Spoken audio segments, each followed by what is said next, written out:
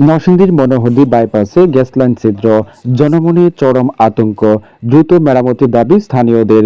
নরসিংদী জেলার মনোহরদী পৌরসভার বাইপাস সড়কে নির্মাণ কাজ চলাকালীন গত ২৬ জুলাই রবিবার গ্যাস লাইনে ছিদ্র হয়।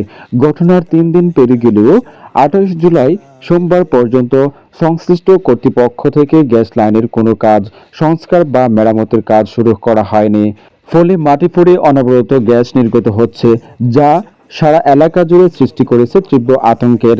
স্থানীয় বাসিন্দারা জানান, যে কোনো মুহূর্তেই এই গ্যাস লাইন বিস্ফোরণের মতো বড় ধরনের দুর্ঘটনা ঘটতে পারে। পুরো এলাকা জুড়ে আতঙ্ক বিরাজ করছে।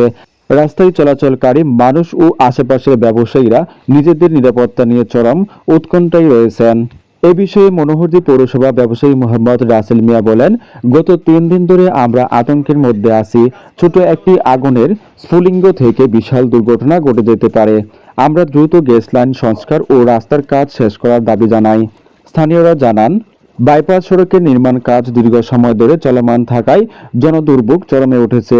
তার উপর গ্যাস লাইন ছিদ্রের কারণে জননিরাপত্তার বিষয়টি আরও জটিল হয়ে পড়েছে। ব্যবসায়ীদেরও স্বাভাবিক ব্যবসা কার্যক্রম ব্যাহত হচ্ছে। তাদের দাবি, গ্যাস লাইনের মেরামত দ্রুত সম্পন্ন করে রাস্তার কাজ শেষ করে জনসাধারণের চলাচলের জন্য নিরাপদ ও উপযোগী করে দিতে হবে। এ বিষয়ে তিতাস গ্যাস কর্তৃপক্ষের জরুরি হস্তক্ষেপ কামনা করছেন এলাকাবাসী।